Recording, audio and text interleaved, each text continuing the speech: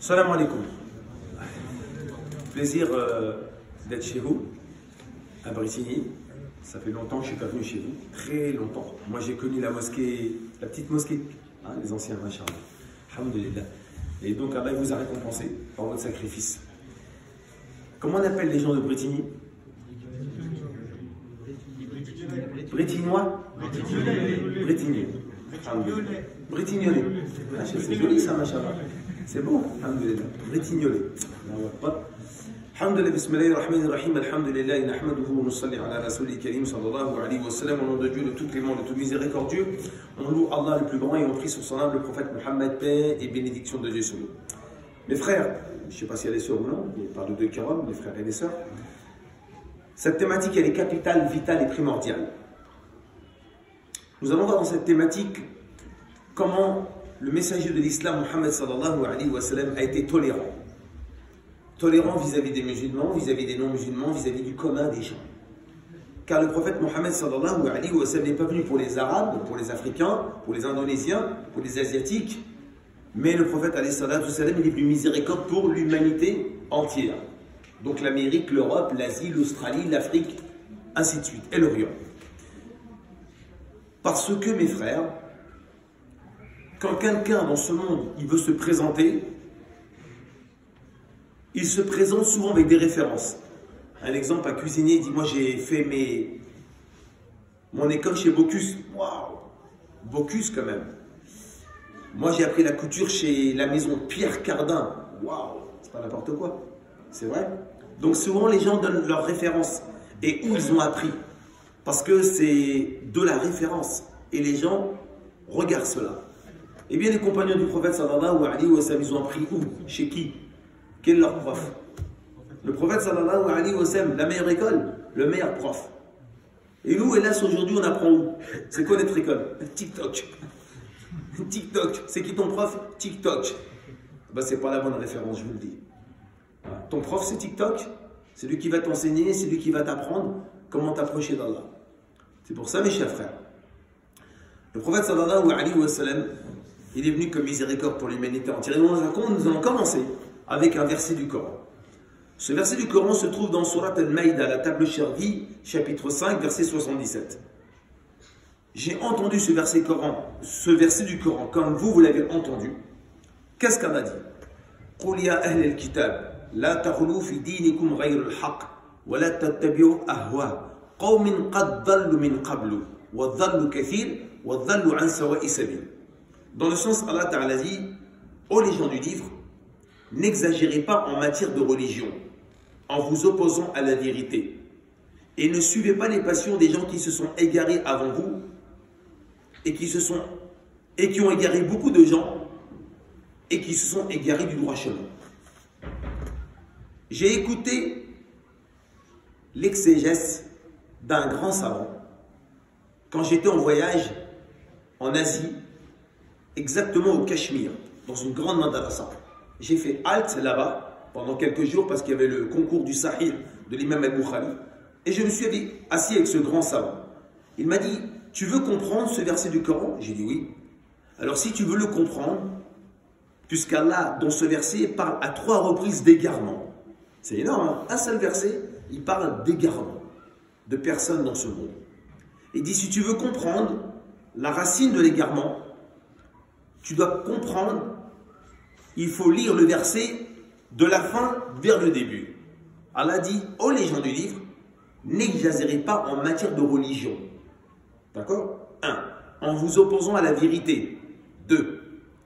Et ne suivez pas les passions des gens qui se sont égarés avant vous. 3. Et qui ont égaré beaucoup de gens. 4. Et qui se sont égarés du droit chemin. Alors pour s'égarer du droit chemin, c'est parce que tu as égaré beaucoup de monde.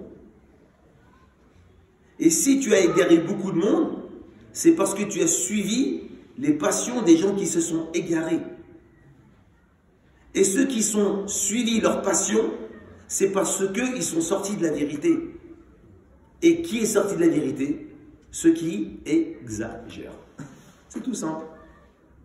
Allah il a commencé par ceux qui exagèrent. C'est pour ça que dans le recueil de l'imam Muslim, au hadith 2660, écoutez bien, selon Abu Hurairah radiyallahu anhu, dit que le prophète Mohammed sallallahu alayhi wa sallam a dit à 3 reprises, il va dire halaka al-mutanati'un. 2, halaka al-mutanati'un. 3, halaka al-mutanati'un. Ça fait peur. Le prophète alayhi salatu wa sallam dit, je donne la traduction française, malheur aux rigoristes. Malheur aux rigoristes. Malheur aux rigoristes. Mais vous êtes tous d'accord avec moi que le mot halaka ne veut pas dire malheur. C'est pas wailun. Mais veut dire quoi? Perdition. Et le prophète dit, ils sont perdus, les rigoristes. Ils sont perdus, les rigoristes. Ils sont perdus, les rigoristes. Toute personne qui est rigoureux, qui est dur, qui est intransigeant, qui n'a pas de pitié, eh bien le prophète dit que ces gens-là, ils sont perdus. Et tous ceux, comme Allah dit dans le Coran, aux gens, n'exagérez pas. Tous ceux qui exagèrent, ils vont être la cause de quoi? De sortir des limites d'Allah. Ils vont être la cause de l'égarement des gens. Ils vont être la cause même de s'égarer eux-mêmes. Donc on voit comment Allah tabaraka wa ta'ala nous met en garde contre quoi? L'exagération. Et il nous fait montrer, regarde ceux qui exagèrent. Regardez. Regardez avant vous ceux qui ont exagéré. Vous avez vu, ils sont partis dans un mur. Et le prophète, alayhi salatu wassalam, vous savez ce qu'il dit? Tous ceux qui vont perdre dans ce monde-là, tous. Et le prophète s'adresse à qui? Aux musulmans. Hein. Quand il dit halaka al-mutanati'un, il s'adresse aux musulmans. Tous les musulmans qui sont rigoureux, qui sont durs, vous allez voir. Combien on a vu d'enfants claquer la porte de la maison parce que le père, pendant 15 ans, c'était un militaire. Je me tire de cette baraque, j'en peux plus. Insupportable. On a vu des parents pleurer. Il n'y a pas longtemps, je suis commerçant, une femme vient me voir. Elle me dit, Faisal, je veux te prendre un catimini. J'ai dit, bon, il n'y a pas de client pour l'instant, je vous en prie, madame. Elle a dit, je suis pas bien, on n'est pas bien, moi et mon mari. Qu'est-ce qui se passe, madame? Elle me dit, voilà, parce que mon fils, 2-3 fois par semaine, il rentre à 3 h du matin et il fait sa douche. C'est haram. C'est haram. J'ai dit, oui, madame. Et alors? Il a quel âge, le fils? Il a 20 ans. D'accord. Et mon mari, il n'en peut plus, il va le virer de la maison. Je lui dis, madame, ton fils, il va être viré de la maison. Je suis caché avec vous, madame. Hein. On va pas tourner autour du pot. Donc ton fils, à mon avis, hein, s'il rentre à 3 h du matin et fait une douche, il n'a pas fait du tennis, ni du foot. Ok, il a couché avec une fille, il n'y a pas photo. Donc il a une copine, donc il couche avec elle. Donc, il faut être franc. Ton mari veut le virer parce qu'il couche avec une fille. Donc il préfère que son mari, son fils, du moins il va se retrouver tous les jours avec elle, c'est pas 3 fois par semaine. Il va se sauver de la baraque et terminer. Vous pensez que c'est la formule, madame? C'est pas la formule. Vous voyez? La formule, on la connaît depuis 14 siècles. Où le prophète, alayhi salatu wassalam, nous a appris quand un jeune garçon rentre dans le recueil de l'imam Ahmed ibn Hanbal et il dit au messager d'Allah, permets-moi, je veux une dérogation, je veux une fatwa pour faire la fornication. Et le prophète, alayhi salatu wassalam, est-ce qu'il l'a viré? Honnêtement, il l'a viré? Il l'a viré? Il l'a pas viré. Qu'est-ce qu'il a fait? Un travail de médiateur, tout simplement. Je lui dis, madame, la médiation dans la maison, c'est de la médiation, c'est de la méthode prophétique. Il ne faut pas être dur. Parce que si tu vires ton fils, on va virer les dealers, on va virer tout le monde, on va se retrouver tout seul à la maison. Il n'y aura personne. Toi et Hajja, vous allez vous retrouver tout seul. Ce n'est pas la méthode. Alors regardez, quand on a donné ce verset du Coran, où Allah nous met en garde, et le prophète alayhi salatu wassalam nous met en garde contre les gens qui sont rigoristes. Eh bien, mes chers frères, nous allons voir des anecdotes dans l'islam, comment les élèves du prophète alayhi salatu wassalam ont été et comment le prophète s'est comporté. On va donner une belle histoire où le docteur Fancy, au mois de mars 2020, dans une revue américaine qui s'appelle Newsweek, d'accord? Ce docteur Fancy, il est quand même le médecin de 8 présidents américains quand même. Trump, ainsi de suite. Et aussi, il est le responsable des maladies infectieuses et mortelles aux États-Unis. C'est pas rigolo, un super médecin, un immunologue. Et vous savez, dans la revue, il fait les éloges du prophète de l'islam. Et il dit, Mohammed n'est pas un expert en maladies infectieuses. Mais s'il aurait été ici aujourd'hui, il aurait trouvé la solution du Covid-19. La solution pour éradiquer le Covid-19. C'est qui dit ça? Le médecin conseiller de 8 chefs d'État américains. un immunologue. C'est dingue. Vous êtes prêts à écouter cette histoire? Très bien, les frères. Dans le recueil de l'imam Al-Bukhari au 1791. Et pour vérifier cette histoire, je suis parti moi-même à 5 reprises dans un endroit pour vérifier cette histoire. Les traces de cette histoire, du moins. Il s'est passé, écoutez bien, entre le mois de janvier 638 jusqu'au mois d'octobre 639, dans une région du monde. Cet endroit s'appelle Amouas. Ça veut dire quelque chose, Amouas? Emmaüs, Nicopolis, à 30 km de Jérusalem. Je suis parti 5 fois là-bas. Se trouvent 25 000 morts qui sont enterrés, des compagnons, dont des grands savants comme Mu'ad ibn Jabal radhiyallahu anhu. J'ai vu leur tombe. Que s'est-il passé là-bas à cette époque, pendant cette période, du mois de janvier 638 à octobre 639? La peste bubonique, à l'époque du calife Omar ibn al-Khattab radhiyallahu anhu. Quand Omar apprend cela, il part avec des compagnons, dont une star aussi, qui s'appelle Ibn Abbas radhiyallahu anhu, le spécialiste du Coran. Ils arrivent dans une région qui s'appelle Asarj. Quand ils arrivent, ils rencontrent le gouverneur et les gouverneurs des provinces, dont Abu Ubayd ibn Jarrah radhiyallahu anhu. Il les consulte. Qu'est-ce qui se passe?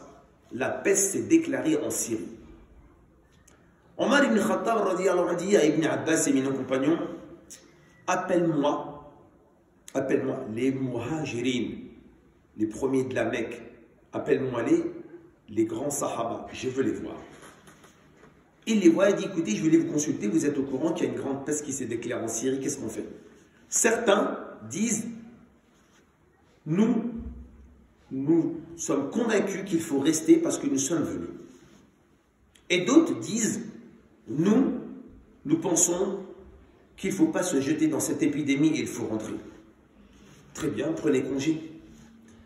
Ensuite, Ibn Abbas, amène-moi les auxiliaires, les Médinois d'origine, les Ansar. Amène-moi-les, je vais les consulter. Ils arrivent, écoutez, voilà, il y a une peste qui s'est déclarée en Syrie, qu'est-ce qu'on fait? Certains disent, nous ne sommes pas d'avis, non, nous sommes d'avis à ce que tu restes, car nous sommes venus. Il y a la peste, hein? Et les autres disent, une partie de nous ne sommes pas d'avis à ce qu'on se jette dans cette épidémie. Donc, divergence d'opinion, hein? Chez les Muhajirin, divergence d'opinion chez Ansar. La divergence d'opinion, elle a existé. Donc, ils étaient tous d'accord pour ne pas être d'accord. Très bien. Ibn Abbas, maintenant, amène-moi les vieux sages. Les vieux sages de la Mecque, ainsi que ceux qui ont exilé chez Négus, en Abyssinie. Amène-moi ceux-là, je vais le consulter, les anciens, les vétérans. En arabe, on dit les Qudama. Ils arrivent. Voilà, une peste s'est déclarée en Syrie. Qu'est-ce qu'on fait? À l'unanimité, ça s'appelle comme en arabe un ijma, un consensus. À l'unanimité, nous ne sommes pas d'avis à ce qu'on se jette dans cette épidémie. On doit tous rentrer. Omar ibn Khattab radhiyallahu anhu décide d'appeler tous les compagnons, les auxiliaires, les muhajirin, les vieux sages de la Mecque et les exilés. Venez tous, ainsi que les gouverneurs des provinces, dont Abu Ubayd bin Jarrah radhiyallahu anhu. Amir, qu'est-ce qu'il dit? Le chef des croyants, Omar ibn Khattab, Bismillahirrahmanirrahim, demain après le lever du soleil, je vais enfourcher ma monture pour rentrer à Médine et faites tous de même. À ce moment-là, le gouverneur qui est présent là-bas en Syrie, Abu Ubayd ibn Jarrah radhiyallahu anhu, il dit, Emir Mouminin, quoi? Tu fuis le destin d'Allah? Omar dit, oui, je fuis le destin d'Allah vers un autre destin d'Allah. Sache que si tu as un chameau, tu le ramènes sur une terre fertile, c'est le destin d'Allah. Et si tu veux le ramener sur une terre aride, c'est aussi le destin d'Allah. Et à ce moment-là, Ibn Abbas radhiyallahu anhu dit, ô Emir Mouminin, il y a Abdurrahman ibn Auf, le commerçant, il veut parler. Omar ibn Khattab, il dit, le grand commerçant Abdurrahman ibn Auf, il dit, je m'excuse de mon retard, j'étais occupé dans le business. Vous avez vu? C'est des grands commerçants, ils sont dans le business, mais aussi ils sont présents dans la science. Il dit, que veux-tu, Omar? Il dit, que veux-tu? Et il dit, oh Emir Mouminin, j'ai une science que je possède du prophète Mohammed sallallahu alayhi wa sallam. Bah dis ta science, tout le monde est présent. J'ai entendu de mes propres oreilles, le prophète sallallahu alayhi wa sallam a dit que si une épidémie se déclare dans un endroit, n'y rentrez pas. Et que si une épidémie s'est déclarée où vous êtes, n'y sortez pas. Omar a dit demain matin, tout le monde rentre à Médine. Et Omar ibn Khattab, radiallahu anhu, le soir, très tard, avant le départ du matin, consulte les sages, les Médinois, les Muhajirines, et il leur dit, écoutez bien, si je dors la nuit, je suis perdu. Et si je dors le jour, ma communauté est perdue. Mes frères, on tire la leçon dans cette histoire. Regardez combien le prophète alayhi salatu salam a donné comme héritage à ses élèves. La tolérance, l'ouverture d'esprit, la consultation. Hein? Dans l'islam, il ne faut pas être dur, ni fermé, ni être rigoriste, hein? Comme le prophète nous met en garde. Donc c'est pour ça, mes chers frères, on tire cette histoire devant nous. Combien le prophète alayhi salatu salam a éduqué ses sahaba, ce sont les élèves. Et les élèves des sahaba, ils ont pensé à quoi? À l'intérêt général. Ils ont pensé à la vie de la communauté musulmane. Ce n'est pas des gens qui foncent dans un mur, comme nous aujourd'hui, en 2023. Je prends un hadith, je prends un verset et je massacre la communauté à coups de verset, à coups de hadith. Comme sur les réseaux sociaux. Et lui ne me plaît pas, et elle ne me plaît pas, et moi je ne suis pas d'accord avec son opinion. Alors je vais sortir des versets, des hadiths, et je vais tous les massacrer. Et tu sors de quelle école? L'école TikTok. Mon école c'est TikTok, mon maître c'est TikTok. Pas de comportement, pas d'éducation. Hein? C'est pour ça que la science, elle s'apprend auprès de qui? Auprès d'où? Auprès des savants. Et tu peux même l'apprendre à distance auprès des savants. Mais l'éducation, elle s'apprend où? Auprès des maîtres. Et ton maître, c'est qui? TikTok? Parce que quand tu n'as pas d'éducation, tu n'as pas de sagesse. Et quand tu n'as pas de sagesse, tu vas prendre un verset du Coran et tu vas faire quoi? Du mal. Alors que les versets du Coran, c'est pour faire du mal ou faire du bien? Allez, maintenant, on va donner une histoire du prophète alayhi salatu salam qui est magnifique. Dans le recueil de l'imam, écoutez bien, Abu Daoud at-Tayalisi, tome 5, hadith 375, nous raconte que Ali radiyallahu anhu a dit que le prophète Mohammed sallallahu alayhi wa sallam avait immigré de Mecca à Médine parce qu'ils étaient persécutés. Alors ils ont immigré en plusieurs vagues. Et parmi les vagues, il y avait un jeune qui a immigré aussi. Il arrive à Médine. Accrochez-vous mes frères. Quand ce jeune arrive à Médine, vous savez ce qu'il fait? Ben, il fréquente des tribus pas très catholiques. Des tribus pas très catholiques. Vous savez ce qu'il va faire? 1. Il va quitter l'islam. 2. Il va boire de l'alcool. 3. Il va cultiver du vin. Et 4. Il va faire des grands péchés, coucher avec les filles. On dirait quoi, nous, aujourd'hui, un musulman à la Brétigny, il quitte l'islam, il boit de l'alcool, il fait des grands péchés. A'udhu billah, astaghfirullah, la hawla wa la quwwata illa billah. Ça, c'est les formules qu'on connaît. On connaît que ça. C'est pour ça, quand on voit un musulman qui fait un péché, qu'est-ce qu'on dit? On dit astaghfirullah. Pourquoi tu dis astaghfirullah? Pourquoi tu dis astaghfirullah? Pourquoi tu dis astaghfirullah? Pourquoi? Pourquoi tu dis astaghfirullah? Tu demandes pardon à Dieu pour qui? Pour lui ou pour toi? Demande pardon à Allah pour toi, parce que toi, tu n'as pas pris ta responsabilité. C'est ça. C'est pour ça qu'après la prière, pourquoi on dit astaghfirullah? Pour les manquements dans la prière. Pour mes manquements. Pas les manquements des gens, les miens. Et quand on dit astaghfirullah, quand on voit quelqu'un, il ne faut pas dire astaghfirullah du genre, regarde, t'es qu'un égaré. Astaghfirullah. Non, dis astaghfirullah parce que toi, tu n'as pas pris ta responsabilité. Tu n'es pas parti le voir, tu ne l'as pas parlé, tu ne l'as pas conseillé. Eh oui, mes frères. Et nous, souvent, on sort le astaghfirullah du genre, t'es qu'un égaré, t'es qu'un perdu. Alors qu'on est sorti du sens. Très bien. Quand le prophète, alayhi salatu salam, il apprend que ce jeune homme a quitté l'islam, qui boit de l'alcool, qui cultive du vin, et qui fait des grands péchés, et qui ne fréquente pas les bons quartiers, eh bien, regardez. Le prophète ne va pas dire astaghfirullah, ni a'udhu billah, ni la hawla wa la quwwata illa billah. Rien. Rien de tout ça. C'est un médiateur. Il va rentrer dans la mosquée, dans la maison d'Allah. Et il va faire dua. Règle numéro 1, quand tu vois les musulmans qui dérapent, règle numéro 1, tu fais dua pour eux. Mais pas contre eux. La règle numéro 1, c'est pas aller sur le réseau et le démolir ou la démolir parce que ton voile, il ne me plaît pas. Vous voyez ce que je veux dire? Non. C'est contraire à l'école mohammedienne. C'est contraire à l'école prophétique. Car le prophète, vous allez voir, alayhi salam, quand quelqu'un fait pire que ce qu'on voit sur les réseaux. Regardez bien. Le prophète va rentrer dans la mosquée. Il va lever ses mains. Il va faire une dua que psychologiquement, ça ne passe pas dans la tête. On va se dire, c'est pas normal, c'est quoi cette dua? Il y a un problème. Allah va faire dua. Il va dire, oh Allah, qu'est-ce qu'il a fait ce jeune homme pour qu'il s'écarte de la religion? Ben pour nous, c'est simple, on sait ce qu'il a fait. Le prophète, il va dire, qu'est-ce qu'il a fait pour qu'il s'écarte de la religion? Oh Allah, ramène-le et protège son âme. Allahu Akbar. C'est ce qu'on doit faire, mes frères, aujourd'hui. La règle numéro 1, tous les musulmans du monde, on doit faire au moins une fois par jour, dans n'importe quelle prière après la doua, on se joue. Oh Allah, ramène la communauté musulmane. C'est ça. Ça, c'est le doua. Il rentre, simple doua. Qu'est-ce qu'il a fait pour qu'il s'écarte de la religion? Ramène-le sur le droit chemin et sauve son âme. Le prophète, il a fait son travail, mais c'est pas fini. Il sort de la mosquée. Qui arrive devant lui? Gabriel. Mohammed, Allah m'a envoyé. Il a entendu ta dua. Il te demande d'aller dans le village où se trouve ce jeune homme. Allahu Akbar. Le prophète, il va dire, Gabriel, j'ai pas le temps, moi j'ai du boulot.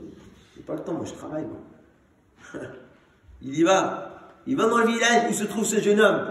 Il le trouve allongé, ivre par terre. Qu'est-ce qu'on voit quand on voit un jeune dans la rue qui délire, ou il sort avec une meuf, ou alors il vend du shit? Regarde. On est que comme ça du matin au soir. Regarde. Mais qui tu es, toi? Tu es Hassan al-Basri? Tu es qui, toi, pour dire ça? Regarde. Mon frère, tu es en train de faire du mal à la communauté musulmane. Faut pas faire désespérer les musulmans. Allah le dit. La taqnatu min rahmatillah. Ne faites pas désespérer les gens de la miséricorde d'Allah. Donnez-leur leur chance qu'ils reviennent vers Allah. On a tous un passé, les frères. C'est vrai ou c'est pas vrai? Qui sort de grande madrasa? Levez les mains. Qui sort là-dessus d'une grande madrasa? Levez les mains, allez-y. Il n'y en a pas beaucoup. Hein. Moi, je sors de boîte de nuit, j'étais disque jacket. Ouais, mon école, c'était disque jacket boîte de nuit. On a tous une école. On sort tous de quelque part. Très bien. Alors, regardez bien. Quand il va le voir, allongé, ivre, le prophète va s'approcher de lui. Les larmes vont couler son visage. Il va lui mettre la main sur le visage. Il va faire des doigts. L'homme va se réveiller, le jeune homme, de son ivresse. Il va voir le prophète, alayhi salam, alors qu'il était parti loin dans un village pour boire. Il va se lever et dire, ô messager d'Allah, je te demande pardon et je demande pardon à Allah. Je reviens à la religion. Affaire réglée. Affaire réglée. Vous avez vu le prophète, alayhi salam? Alors mon frère, si tu veux devenir un grand moralisateur, fais très attention quand tu parles. Parce que souvent, on veut faire la morale, mais à ça coup de verset, à coup de hadith. Pourquoi? Parce que, vous savez, quand un musulman ou une musulmane s'éloigne d'Allah, qu'est-ce qu'il faut faire? Il faut la soigner, il faut l'aider, il ne faut pas la condamner. On a vu le hadith, il ne faut pas le critiquer, il ne faut pas l'humilier, il ne faut pas le rabaisser. Même avec des versets du Coran, tu t'es égaré, tu n'es qu'égaré, tu t'égares, c'est pas bon ce que tu dis, c'est pas bien. C'est pas comme ça que ça fonctionne. C'est pas la méthode prophétique. Vous connaissez tous ce hadith, je ne veux pas le citer, qui est authentique à l'époque des enfants d'Israël. Il y avait bien quelqu'un, un jeune homme qui a tué 99 personnes. C'est un grand péché ou c'est pas un grand péché?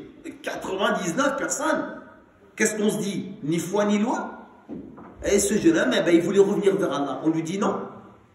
Il a dit dans le village, désignez-moi le plus grand savant. Je ne veux pas l'imam. L'imam, c'est pour quelqu'un qui voit des carambars. Je veux un moufti, moi je veux le top. Désignez-moi le plus grand savant. Ok, ils vont lui désigner un imam. Pour les gens.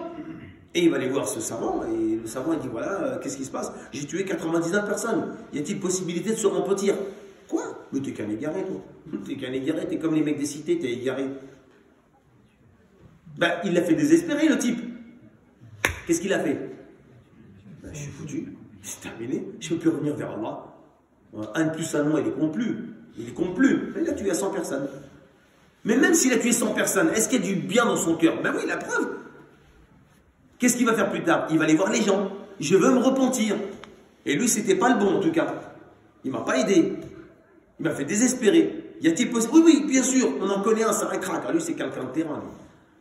Lui, il ne reste pas derrière sa caméra. Il va sur le terrain, là. Et ils sont partis voir le savant. Il est parti voir le savant. Il dit, voilà, j'ai tué 100 personnes. Y a-t-il possibilité de se repentir? Bien sûr. Change de quartier, change de cité, va là-bas. Tu verras, les gens sont bons, sont bien. C'est une question d'ambiance. Et c'est une question de savant, de maître. C'est pour ça, mes chers frères, c'est très important. Le prophète, dans le 2645, qu'est-ce qu'il dit dans le recueil de l'imam Muslim? Il dit, celui qui dit les gens sont perdus est le pire des perdants. Il ne faut jamais dire les musulmans sont perdus. Il ne faut jamais dire les jeunes sont paumés. Il ne faut jamais dire ouais, ce qui se passe à Marseille, ce qui se passe à Paris, ce qui se passe à Dijon, ce qui se passe dans le 93. Jamais. Pourquoi? Parce que s'ils t'entendent, qu'est-ce qu'ils vont dire? Oh, les conférenciers, ils nous ont démontés. Les youtubeurs, ils nous ont démontés. Les influenceurs, ils ont démonté. Mais on ne vaut plus rien. On ne vaut rien du tout. Même les médias ne parlent pas en mal comme ça sur nous. Même les médias ne parlent pas. Il faut que les musulmans nous démontent. Qu'est-ce qu'on fait? On leur ouvre la porte de la miséricorde d'Allah? Non, au contraire. On les fait éloigner encore plus d'Allah. Donc le prophète, comment il s'est comporté avec quelqu'un qui a quitté l'islam, mes frères, qui boit de l'alcool, qui en cultive et qui couche avec des filles? Le prophète, il rentre dans la mosquée, il fait doua. Mais ça ne suffit pas. Allah dit, ça ne suffit pas, Mohammed. Maintenant, tu vas le visiter. Waouh, pas magnifique? On se rend compte, voilà, la tolérance. C'est pour ça que, dans le recueil de l'imam al-Bukhari, au chapitre 9, Azrar bin Qais, radiyallahu anhu, raconte que nous étions à l'Ahwaz. Vous connaissez l'Ahwaz? C'est une région du monde, c'est à l'époque des Perses, hein, les Sassanides, hein. Donc c'est aujourd'hui en Iran. C'est une ville de 1 300 000 habitants. Il dit, nous étions à côté du fleuve Qaroum, nous les musulmans, à nous défendre contre les Khawarij. Vous connaissez les Khawarij? On les appelle les dissidents, ceux qui sont sortis du rang de l'islam. Et le prophète dit d'eux, ce sont les habitants de l'enfer. Pourtant, Ibn Abbas va venir débattre avec eux. Il va en réussir à ramener beaucoup. Mais Ibn Abbas, qu'est-ce qu'il va faire? Le compte-rendu à Ali, il va dire, tu sais, j'ai vu des gens, leur front, tellement il est parce qu'ils se prosternent la nuit plus que nous, les Sahaba. Et ils lisent le Coran plus que nous. Pourtant, c'est des habitants de l'enfer. Et Abu Barza al-Aslami était en train de faire la prière, écoutez bien, de l'Asr, en tenant les rênes de sa monture. Vous suivez? Les rênes de sa monture, il fait la prière de l'Asr. Et sa monture, elle se met à bouger. Et qu'est-ce qu'il fait? Ben, il bouge, en pleine prière. Il prie. Et un Khadijite, qu'est-ce qu'il va dire? Oh Allah, punisse ce cher. Parce que aussi, ils adorent Allah, les Khadijites. Et Abu Barza, quand il a terminé sa prière, qu'est-ce qu'il va dire? Tu sais, en pleine prière, j'ai entendu ce que tu as dit. Tu sais qui je suis? Je suis Abu Barza al-Aslami, compagnon du prophète alayhi salatu wassalam. J'ai fait 6, 7, 8 campagnes avec lui. Je ne l'ai jamais vu intolérant comme toi tu l'es aujourd'hui. Si j'aurais lâché ma monture, elle serait partie dans le désert. Et comment j'aurais pu retrouver ma famille? J'aurais été mort. C'est beau, c'est pas bon. Et la tolérance? Nous, aujourd'hui, mes frères, 1 centimètre, on n'accepte pas. On n'accepte pas 1 centimètre un musulman qui dérape. Une musulman qui dérape, wallah, on le massacre. Et c'est comme ça. Et les non-musulmans, vous savez ce qu'ils font? Ils boivent un coca, ils rigolent.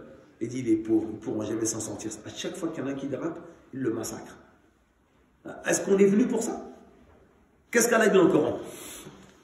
Écoutez bien. وَلَا تَنَازَعُوا فَتَفْشَلُوا وَتَذْهَبَ رِيحُكُمْ. C'est clair. Allah dit, ne vous disputez pas. Ne vous disputez pas. Communauté musulmane de France et de Navarre, ne vous disputez pas. Vous allez vous affaiblir. Et vous allez perdre votre force. Quand tu perds ta force, c'est fini. C'est terminé. Tu n'as plus de force pour courir. Ben, le lion, il va te manger. Fini, tu n'as plus de force. Ne vous disputez pas, vous allez vous affaiblir et vous allez perdre votre force. C'est pour ça que le prophète, alayhi salatu wassalam, dans le recueil de l'imam Ahmed, il rentre dans la mosquée parce qu'il a entendu du bruit dans la cour. Il sort, qu'est-ce qu'il voit? Il voit Abdallah ibn Amr ibn al-As en train avec un jeune compagnon, il a tout compris lui. Il a vu des compagnons en train de se chamailler autour du Coran. Ils chamaillent, disputent, niqash, ça s'appelle des débats. Et j'ai eu la chance de m'asseoir avec l'élève d'Ahmed Didat. Il m'a dit surtout ne rentre pas dans le niqash, dans les débats. Ça divise la communauté musulmane. Et le prophète, il voit quoi? Les Sahaba qui débattent autour du Coran. Il prend du sable et leur jette dessus. Vous n'avez pas été suscité pour cela. Vous n'êtes pas venu sur la terre pour vous débattre entre vous sur le Coran. Au contraire, Allah dit innamal mu'minuna ikhwa. Les croyants ne sont que des frères.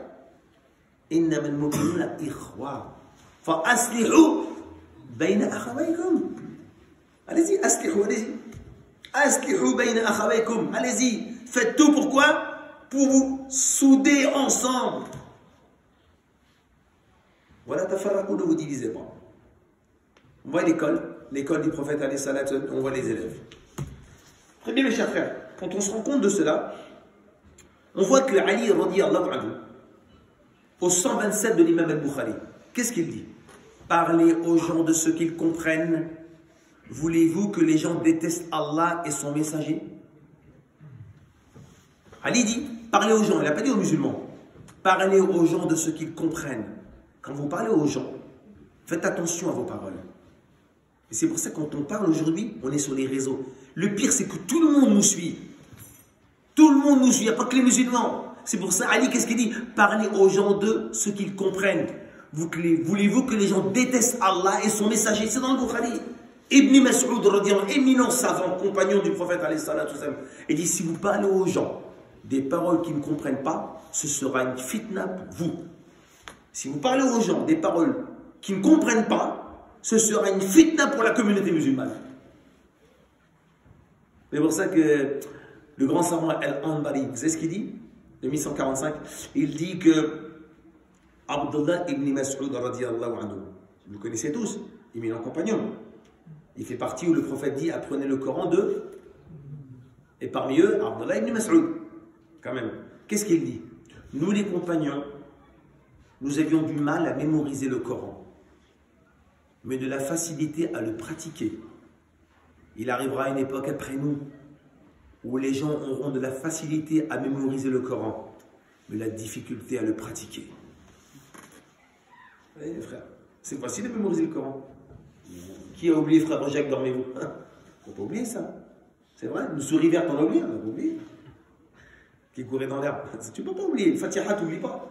Le Coran, tu n'oublies pas. Mais pour le pratiquer, donc c'est pour ça, mes chers frères. Regardez comment le prophète s'est comporté. Regardez l'histoire que j'ai racontée. Regardez la deuxième histoire. Regardez la première histoire. Alors, je vais raconter une histoire qui est magnifique. Allez au 34 445 du grand savant Ibn Abi Shayba dans Ahkam Musannaf. Vous la trouvez dans un livre qui s'appelle I'lam Mu'aqqi'in an Rabbil Alamin de Ibn Qayyim al-Jawzi au tome 7, où il veut se passer un événement. Cet événement va se passer en 636. Où? Dans une région du monde. Cette région du monde, c'est un endroit à côté d'un fleuve. Une campagne militaire qui va durer que 3 mois. Qui va durer que 3 jours. Entre le 13 et le 16 novembre 636. 13 et 16 novembre 636, ce qui veut dire entre le 15 et le 18 Charban de l'an 15 de l'Hégire. Où Rostom Faroukzad veut décimer la communauté musulmane. Il veut l'anéantir. Et comme il veut anéantir la communauté musulmane, vous savez ce qu'il va faire? À côté du fleuve de l'Euphrate, il va préparer des navires de guerre. 2, il va préparer 30 éléphants de guerre. Il va préparer 100 000 hommes. Quand Omar ibn Khattab radiyallahu anhu apprend cela, qu'est-ce qu'on fait? Il faut se défendre quand même. Les Sassanides, les ancêtres, les Sassanides, ça vient du prêtre Sana, un zoroastrien. Après, on appellera les Perses, et puis aujourd'hui, c'est l'Iran aujourd'hui. Donc les Sassanides veulent en découdre et décimer la communauté musulmane. Alors, ils préparent toute cette armée. Et Omar ibn Khattab, il n'a pas grand monde, il n'a que 38 000 hommes, parce que les musulmans sont partout. Ils sont en Syrie, ils sont à Médine, ils sont au Yémen, ils sont partout. Il n'a préparé que 38 000 hommes. Et c'est pas grand-chose par rapport à 100 000, avec 40 éléphants de guerre et des... Très bien. 3 jours. Et dans l'armée musulmane se trouve un homme. Il s'appelle Abu Marjan al-Thaqafi. Radiyallahu anhu. C'est un éminent soldat, connu pour être vaillant. Et quand il va sur le champ de bataille, alors là, mon ami, Tout le monde se sauve. Il arrive à mettre en déroute les autres soldats. Mais il avait ces qualités-là, il avait de ces qualités-là, mais il avait un défaut. Qui n'a pas de défaut ici? Lève la main. Voilà. On a tous des défauts. Pourquoi? Parce que le prophète l'a dit. Ibn Adam, tous les enfants de Adam ont des défauts. D'accord? Et le meilleur des fauteurs, c'est qui? Celui qui en a le plus? Non, bien sûr. Le meilleur des fauteurs, c'est pas celui qui fait plus de fautes. Le meilleur des fauteurs, c'est celui qui se repent. Très bien. Et il avait un défaut. C'est quoi son défaut? Il aimait le vin. Ah, qu'est-ce qu'on dit? On a envie de dire astaghfirullah. On a envie de sortir. Astaghfirullah. Eh mon frère, calmez-vous. C'est un musulman qui va se convertir à l'époque de Omar ibn Khattab radiyallahu anhu. Un éminent compagnon. Des compagnons. Et il a fait ses preuves. Masha'Allah. Il fait la prière, il fait tout comme tout le monde. Mais il aime le vin. C'est paradoxal ça. Attendez, on est musulmans, on ne fait pas des péchés. Il y a plein de musulmans qui sont mariés et qui trompent leur femme. C'est vrai, c'est pas vrai? Ah non, mon frère. Ils font la prière. J'en connais à l'appel. Vous en connaissez tous même. Il y a beaucoup de musulmans qui font le jumu'ah, qui calomnient les gens, c'est vrai? Qui calomnient beaucoup. Et la liste, elle est longue des péchés. Très bien. Alors, regardez bien. Et lui, il aime le vin. Et Al-Qadissi, c'est la région, on appelle ça la bataille de Al-Qadissi. À ce moment-là, le premier jour, les ennemis ils arrivent pour envahir les musulmans. Et que va-t-il se passer? Les musulmans vont se défendre. Et le premier jour, ils sont en perdition. Aïe, aïe, aïe, c'est chaud. Parce que Abu Marjan ne sera pas présent. Pourquoi il n'est pas présent? Parce que Saad ibn Abi Waqqas est le commandant de l'armée, et ce jour-là, il était ivre. Alors mon coco, c'est impossible. T'es ivre, on va te mettre en cellule de dégrisement. C'est comme ça. Hein. Quand toi, sur l'autoroute ou sur la route, t'es sous, la police s'amène en cellule de dégrisement. Comme ça. Ils l'ont mis en cellule de dégrisement. Et lui, il est en train de pleurer. Pourquoi il pleure? Il dit, je ne peux pas participer à la bataille. Le deuxième jour, les Perses, les Sassanides, sont en train de démolir les musulmans. Pareil, il pleure. Et il récite des vers dans sa cellule de dégrisement. Et tout d'un coup, il demande à voir, écoutez bien, Bint Urtafa, c'est qui ça? C'est la femme de Saad ibn Abi Waqqas. Elle est là-bas, elle aussi. Elle n'est pas en train de faire le harira, sur elle. Très bien. Et regardez bien ce qui se passe. Elle dit, je veux te voir. Elle dit, que veux-tu? Tu me connais, je suis vaillant, je suis courageux. Moi, quand je vais sur champ de bataille, les gens se sauvent.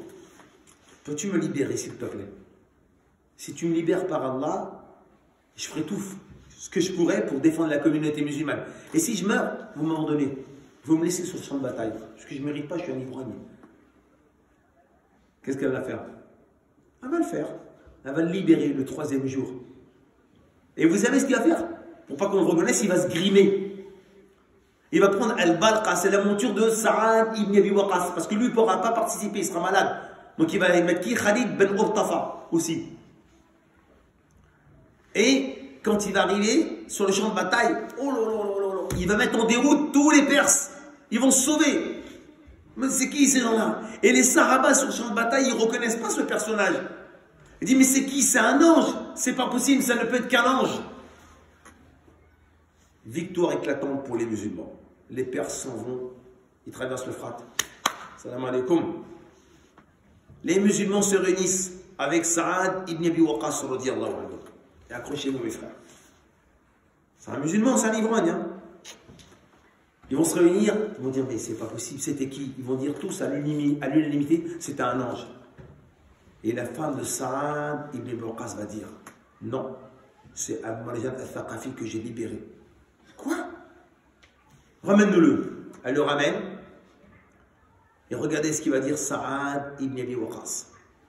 Je jure par Allah,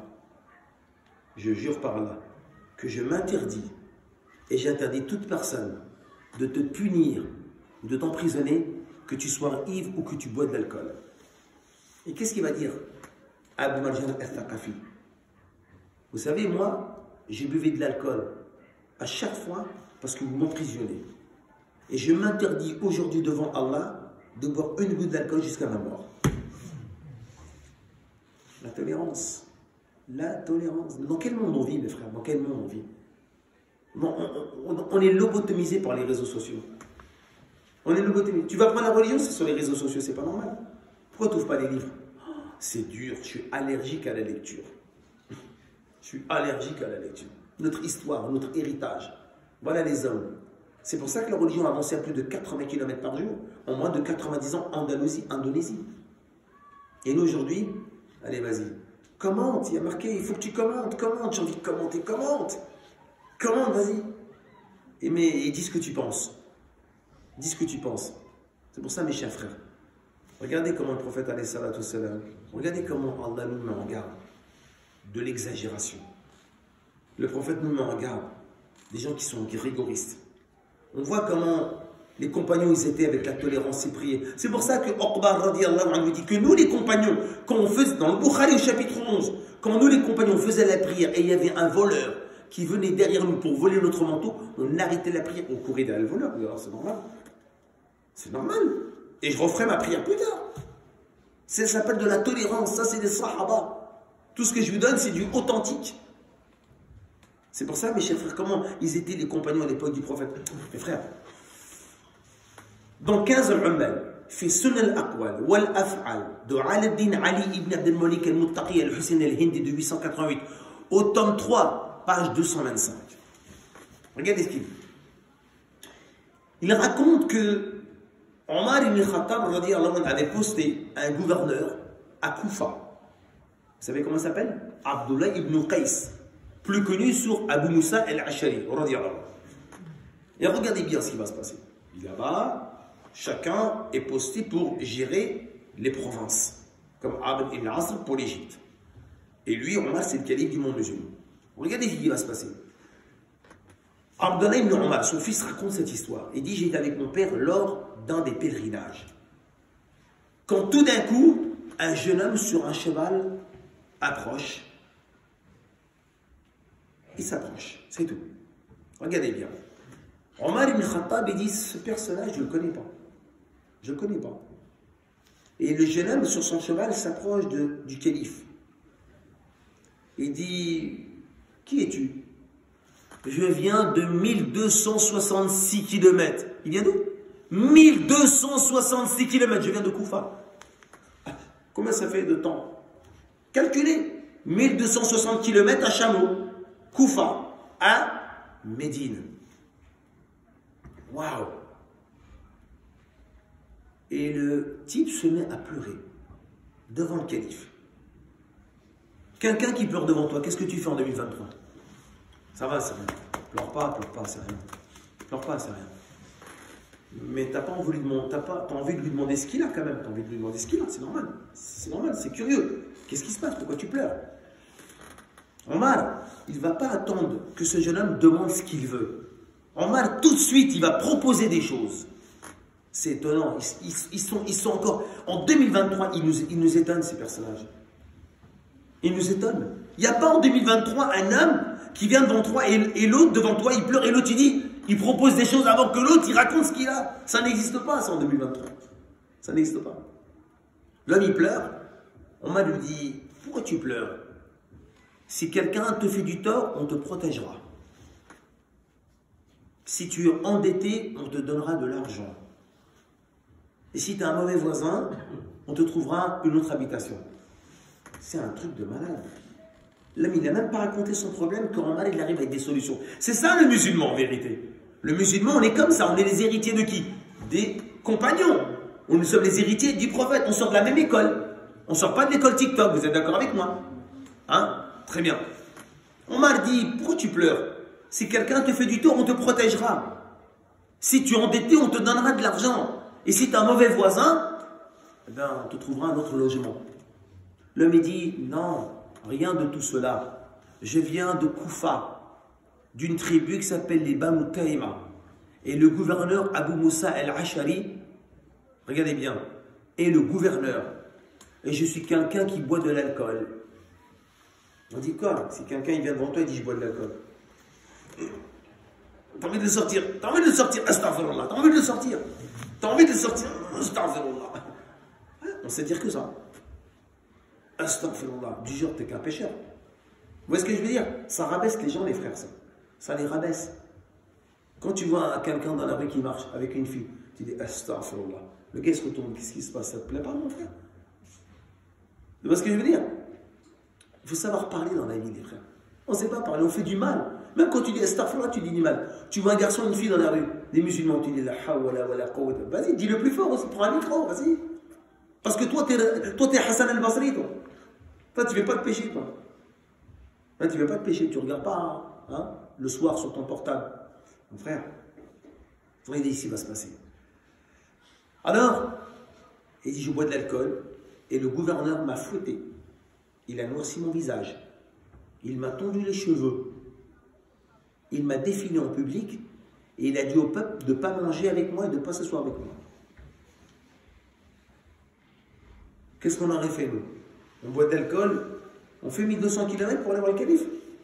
Il faut la foi pour y aller. Il faut la foi pour y aller. Et boire de l'alcool, hein. Il va dire devant le calife, il boit de l'alcool. Omar aurait pu dire, on a ma tonton, bah, tu mérites ce que tu as. Non, non, non. Omar, il va dire, ah ouais, d'accord, très bien. Omar va prendre un papier et un crayon. Il va écrire un courrier, Bismillahirrahmanirrahim, du calife du monde musulman au gouverneur de Koufa, Abu Moussa al-Ashari. Je viens d'apprendre ce que tu as fait à ce jeune homme des Banu Taïba. Eh bien, si tu recommences, je te promets devant Allah que je prendrai mon cheval et je viendrai à Koufa pour te faire exactement ce que tu l'as fait.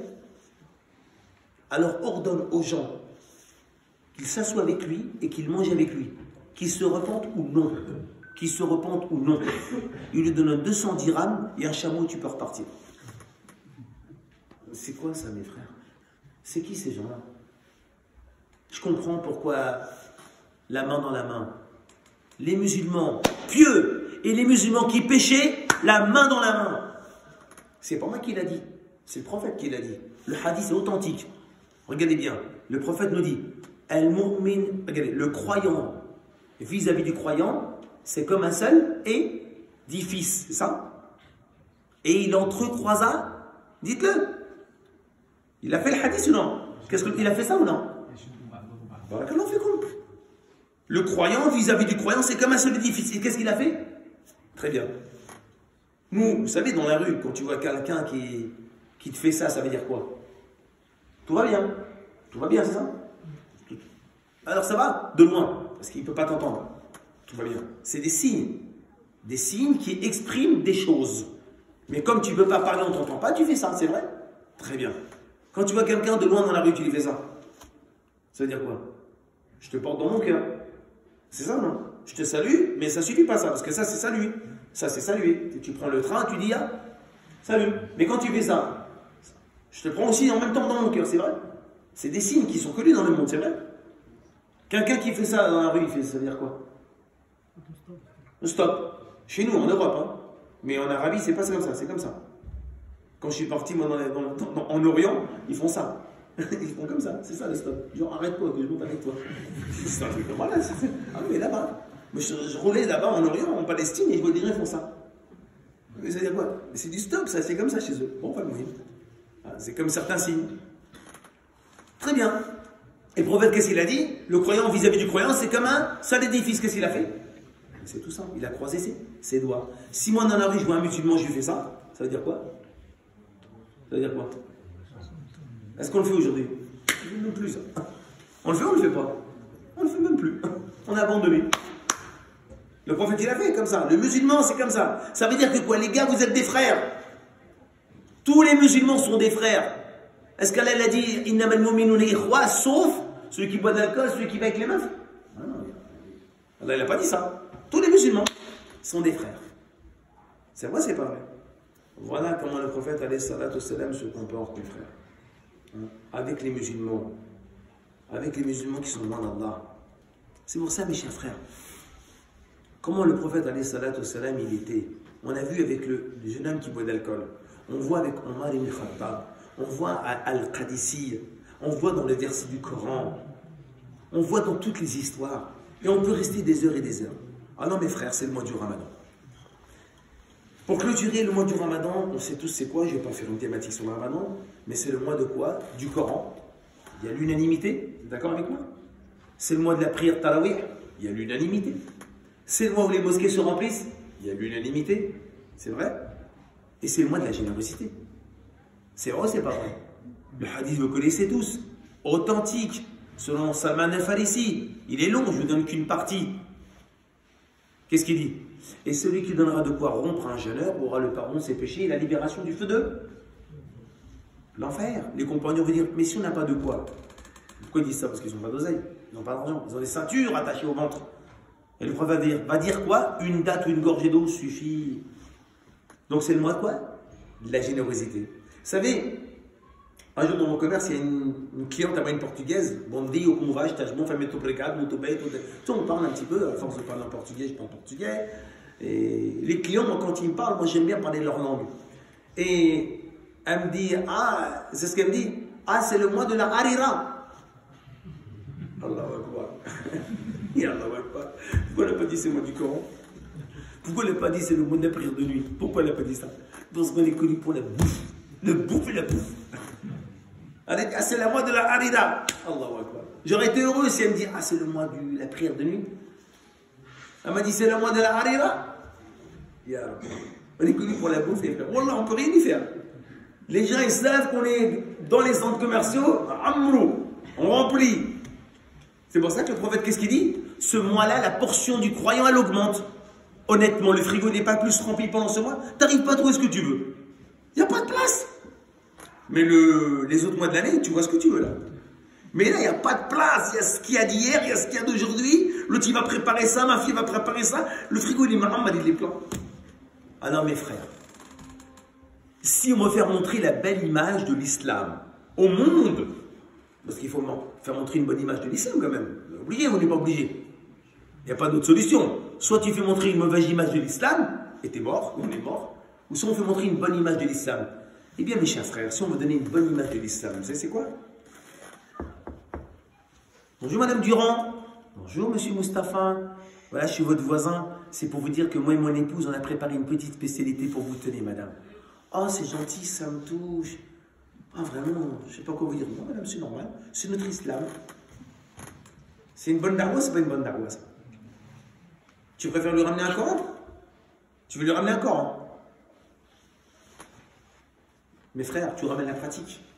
La pratique, tu ramènes. Il n'y a pas mieux. C'est le mois, mes frères. Aujourd'hui, il y a 790 millions de personnes, de musulmans, qui font les prières de Tarawih, dans 3 900 000 mosquées. C'est l'occasion ou jamais. On a un mois, on est en phase finale, là, c'est la fin. On a un mois pour faire montrer cette bonne religion au monde entier. Parce que le monde entier savent qu'on jeûne, ils le savent. Mais c'est quoi ce mois du Ramadan? Ils ne le savent pas. Nous, on sait c'est quoi? La prière, Tarawih, Coran. Mais ils ne savent pas c'est quoi. Ils n'ont pas fait des recherches. Et pourquoi faire des recherches? Ça ne les intéresse pas forcément. Mais nous, mes frères, pourquoi on ne fait pas partager au monde entier ce qu'Allah nous a donné? Pourquoi on est avare? On ne doit pas être avare. Puisque Allah, il a mis la baraka dans ce mois-là, c'est vrai? Tout augmente, la portion elle augmente, on n'est pas plus généreux, honnêtement. Vous avez vu que les recettes dans les mosquées, elles augmentent, plus que les autres mois. Donc ce n'est pas l'occasion de donner, et si tu n'oses pas, envoie ta fille, envoie ton fils, tu es mal à l'aise. Tu veux pas, tu es jeune, tu n'es pas marié, envoie un petit kebab à la petite mamie. Double fromage, bien sûr. Quand même. Pour que ça passe tout seul, pour que ça descende. Donc voilà, ce qui est important, c'est quoi? Il faut être généreux avec nos voisins. Alors, qui est prêt pendant les quelques jours qui restent avant le Eid, Inch'Allah, vendredi, hein, qu'est-ce qui est prêt à offrir une spécialité à son voisin, à sa voisine? 1, 2, 3, 4, 5, 6, 7, 8, 9, 10, 11. Ensuite, 12, 13, 14, 15, 16, 17, 18, 19, 20, 21, 22, 23, 24, 25, 26, 27, 28, 29, 30.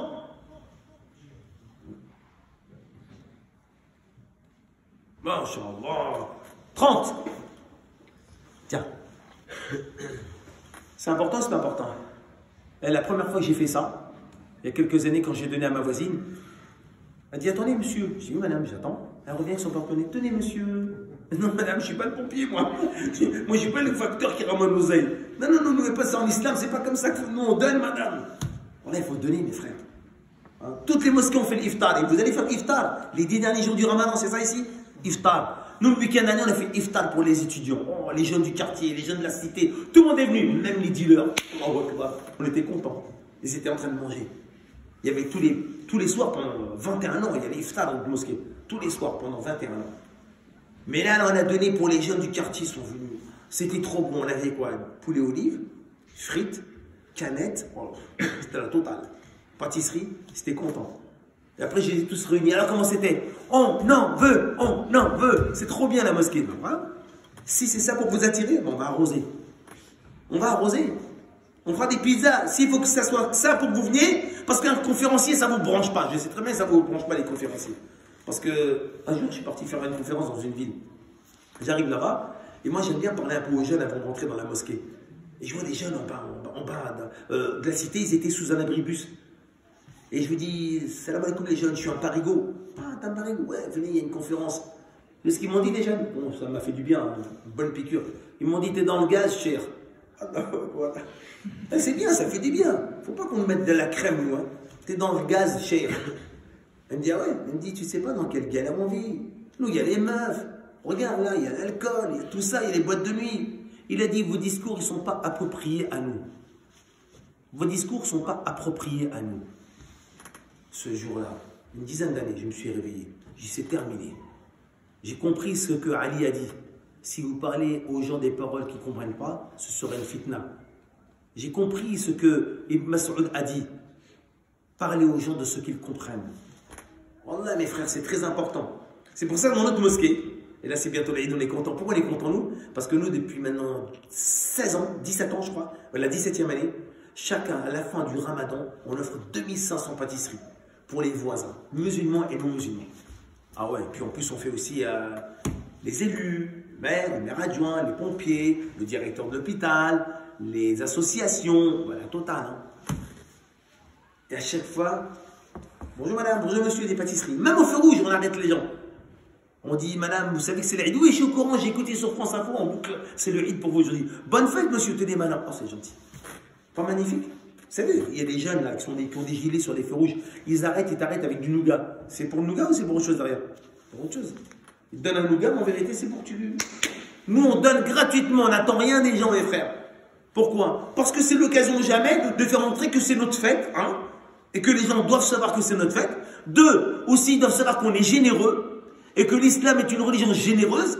Et trois, c'est bon pour nous. C'est bon pour notre image. Ça renforce et ça enjolive notre image de l'islam. C'est que du bénéf, mes frères. Ta voisine, bonjour madame, pâtisserie. Ton immeuble, ton Porsche, ton voisin, pâtisserie le jour de l'Eid. Mais c'est normal, c'est évident. Nous on fait la fête et on est comme ça? Non, il faut donner aux voisins, il faut donner à ceux avec qui tu habites en face. C'est très important. Alors, qu'est-ce qui est prêt le jour de l'Eid? D'offrir une petite assiette de gâteau à sa voisine ou son voisin. Allez, c'est parti. 1, 2, 3, 4, 5, 6, 7, 8, 9, 10, 11, 12, 13, 14, 15, 16, 17, 18, 19, 20, 21, 22, 23, 24, 25, 26, 27, 28, 29, 30, 31, 32, 33, 34, 35. 35 plateaux de pâtisserie. Vous donnez à votre voisin. Vous êtes prêts, Inch'Allah, mes frères? Vous allez voir, c'est une bonne image de l'islam. Je suis sûr que les sœurs aussi vont le faire. On donne une bonne image de l'islam. Et avec le sourire. Vous allez voir ce qu'ils vont penser de l'islam.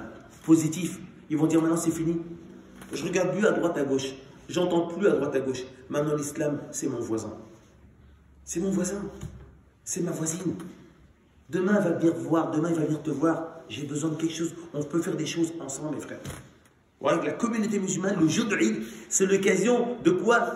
De mettre le paquet pour donner la bonne image de l'islam. Et là, les quelques jours qui restent du ramadan, on offre un petit plat à notre voisin, à notre voisine. Inch'Allah, barakallahu fikoum, c'est gentil de m'avoir accueilli. Qu'Allah vous récompense tous. Et Allah vous donne le meilleur dans ce monde et dans le-delà. Allahumma hadina fi man hadayt, wa afina fi man afayt, wa tawallana fi man tawallayt. Ô toi le créateur des cieux et de la terre, maître du jour et de la résurrection, maître de l'univers, maître des hommes et des génies.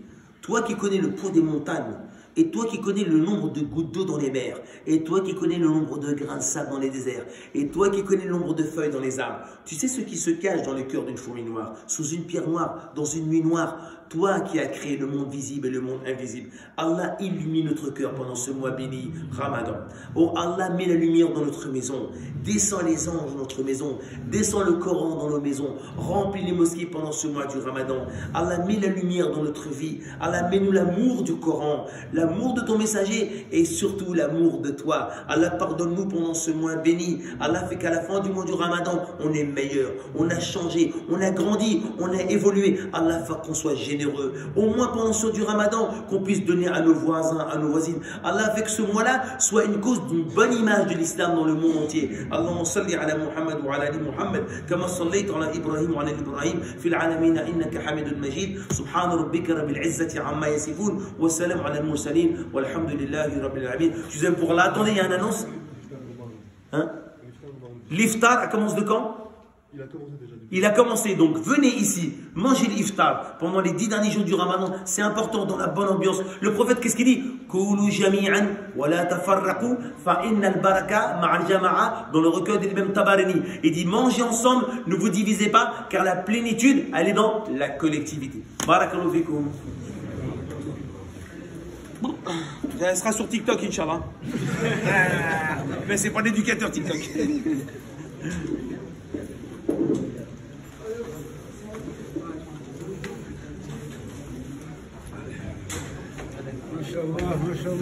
Salam alaikum, salam la jeunesse, salam alaikum la jeunesse. Salam alaikum, salam alaikum. Vous allez bien, ça va? Ça va, monsieur? Vous avez passé une darasa ici? Oui, ici. J'ai retenu deux choses que tu...